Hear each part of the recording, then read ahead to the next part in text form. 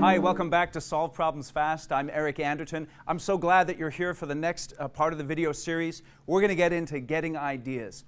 I think this is one of the most profound lessons that you can learn as a leader in your organization. It's how to tap in to the genius of the people who are working for you. And that's what we're going to talk about here as we dive into Get Ideas. And if you're going to tap in to the genius of your people and really take your business to the next level, solving your problems as you go so that you can go to where you want to go as far as your business is concerned, you got to be willing to be humble. Okay? There's a quote from the guy who wrote Peter Pan, J.M. Barr. He said, "I'm not young enough to know everything." I'm not young enough to know everything. I like that quote. The problem is with some of us as leaders in our organization is our own level of competency and our own excellence actually hinders us because we think that we know everything. We think that we have all of the answers, when in reality, oftentimes we don't. And it's so important for you to be able to tap into the genius of your team if you're going to solve the issues and the challenges that you have. In many organizations, what I find is there's things that are called silos, where companies are separated from one another. You've got marketing over here, you've got production over there, and these divisions in an organization really keep them from solving the problems that they have in an effective way. The Solve Problems Fast process can help you to address that challenge. Another issue that you have is that people aren't really open and willing to share the ideas that they have. And when I see that in a company, I immediately look to the leader of the company as the problem. Because you as the leader of the company have to be willing to really open up yourself and your organization to vigorous, healthy discussions to help you to solve the challenges and the issues that you have. And if you as a leader are willing to do that, then you can really take your company to great heights. So let's break down this part of the Solve Problems Fast process. With Get Ideas, there's 3 particular steps that you want to take. The first one is green light. Green light. The second one is gather. Gather. And the third one is MVI. MVI. And I'll explain this to you as we go through the process. If you're going to be able to get ideas in your organization, you've got to learn the skill of facilitating and running great meetings. So let me explain to you what that's all about. First, you want to have a framework for helping to gather the ideas, and that's where green light thinking comes in. So just imagine you're driving down the road, you come to a traffic light and it's green. What do? You keep driving. And that's what you want to get in your organization, is a green light attitude to gathering ideas. You want the ideas to flow in your organization.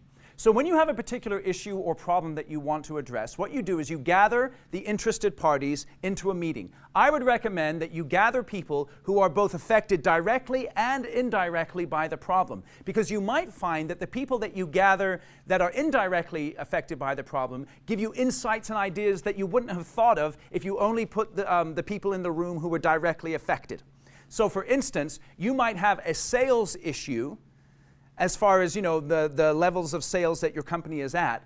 But someone in production can help you to address the sales issue by bringing a technical perspective, let's say, into the conversation that can help you to overcome the challenge that you face, okay? So gather the team carefully.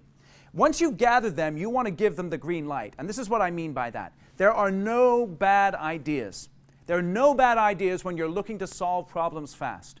The best ideas often come from the craziest left field thinking that someone brings to the table. And what Peter Drucker says is one of the key aspects of entrepreneurship is innovation. It's innovation. And innovation comes from a variety of different sources. Let me give you an example of that.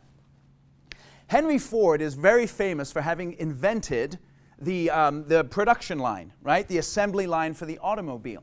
It wasn't actually Henry Ford who discovered the production line. It was one of the guys who worked for him. And the way that he discovered it was by going to an abattoir or a butcher shop and seeing how they processed animals.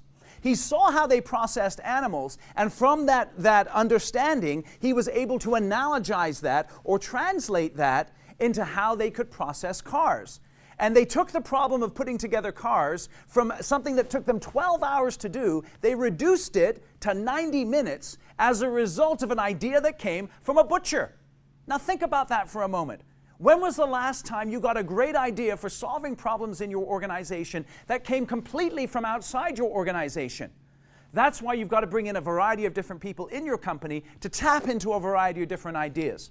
So you want to go green light. There's no bad ideas. Everyone gets a period of time to write down as many crazy ideas as they can come up with to help solve the particular problem or the challenge that you face.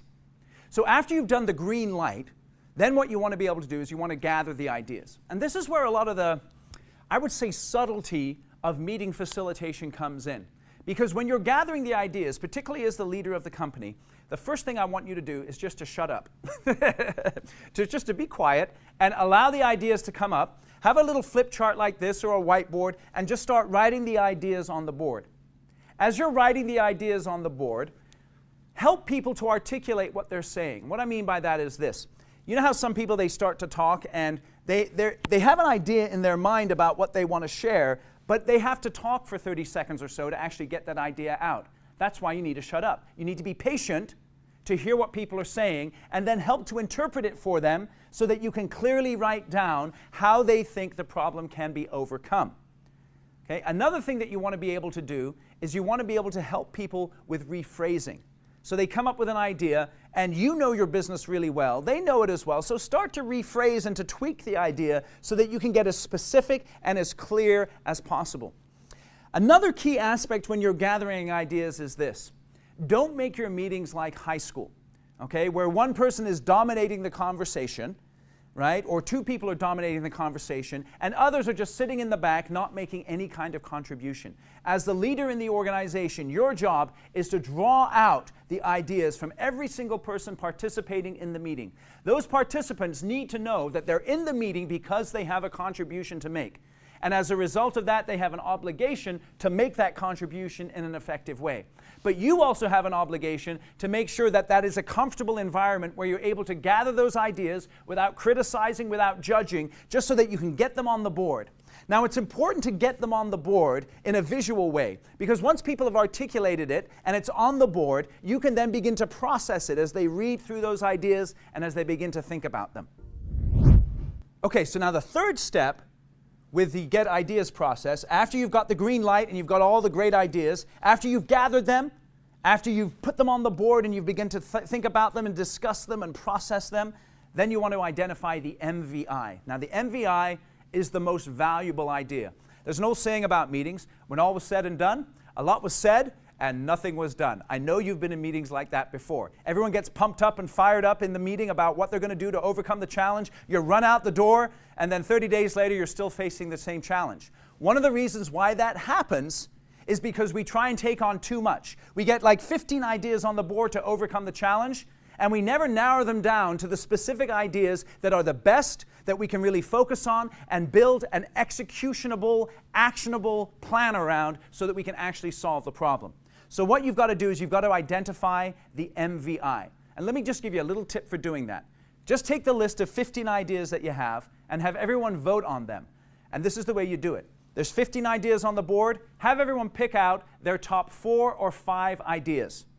And what you'll do is if you have a few people in the room, using that process, you'll eliminate most of the ideas and focus in on the top 2 or 3 ideas that are the best. And then from those 2 or 3 ideas, you can choose whether or not you want to just take one of them and build a plan around them, or take 2 of them and build a plan around them. But the point is that you want to narrow down all the ideas that you gather from all the great brainstorming and identify the MVI. Now, what about you? Think about this for a minute. I had one of my clients. He's about, let's see, this dude's about 6'4", right? 6'4", kind of an intimidating presence. You know, just a big guy, an intimidating presence. And he had challenges in his organization getting ideas and feedback from his people. When I taught him this process here, it really helped him to get out of the way, gather the ideas, and really begin to process through them with his people so that he could identify the most valuable idea. Think about your meeting style and the way that you run meetings in your organization to solve the problems that you have. Are they effective? Do you sometimes walk out of those meetings thinking, man, there's just stuff that's missing there. We left ideas on the table, or that what that one person was thinking wasn't really clearly articulated and it wasn't really addressed. That's why you need to think through this idea here of getting ideas, and you need to ask yourself, am I humble enough to receive the ideas that people have so that I can identify the ones that are most valuable and then get into action? That's what we're going to be talking about in the next video. We're going to talk about get busy, and it's going to be totally awesome because I'm going to teach you how to build an action plan to take your MVI and execute upon it. Now, this process that I'm teaching you, keep in mind, solve problems fast. If you use it and apply it in your business, it can have a 5 to 6 figure impact within the first 30 days. If you'd like to learn more, click on the button below and book in that 10-minute conversation with me. During this short chat, we're going to figure out what's possible for your business in terms of the time, the money, the freedom that you're looking for, and even the long-term impact that you want your business to have. We're also going to identify the #1 roadblock that's keeping you back from getting to where you want to go, so that you're going to go away from that 10-minute conversation excited and motivated about taking your business to the next level. So click on the button, book in that conversation, come back for the next video. We're going to talk about get busy and building action plans so that you can really solve the problems in your organization.